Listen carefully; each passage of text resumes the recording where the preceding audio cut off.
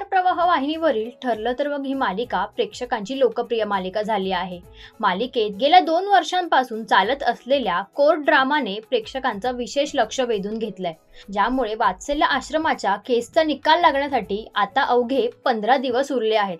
सध्या मालिकेत जास्तीत जास्त पुरावे शोधण्यासाठी अर्जुन आणि सायली धडपड करताना दिसतात। मात्र हवे तसे पुरावे हाती न लागल्यामुळे अवघ्या 15 दिवसात सगळ्या गोष्टी कशा मार्गी लावायच्या या विचारात अर्जुन दिसत आहे।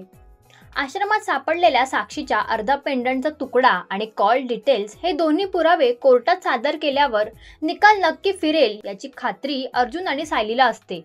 तर याच संदर्भात साक्षीच्या घरातील सर्वात महत्त्वाचा पुरावा शोधण्यासाठी आता अर्जुन एक वेगळंच रूप घेणार आहे।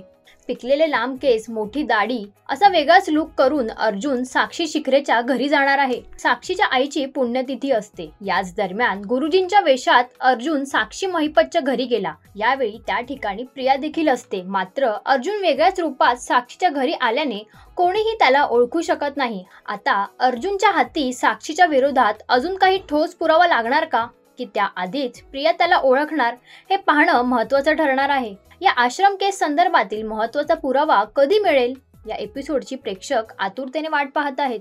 तर मालिकेतील अर्जुनचा हा नवीन लुक तुम्हाला कसा वाटला हे आम्हाला कमेंट्सद्वारे नक्की कळवा। आणि मालिका विश्वातील अशाच काही खास अपडेट्ससाठी इट्स मजा मराठी या यूट्यूब चॅनलला लाईक आणि सबस्क्राईब करायला विसरू नका।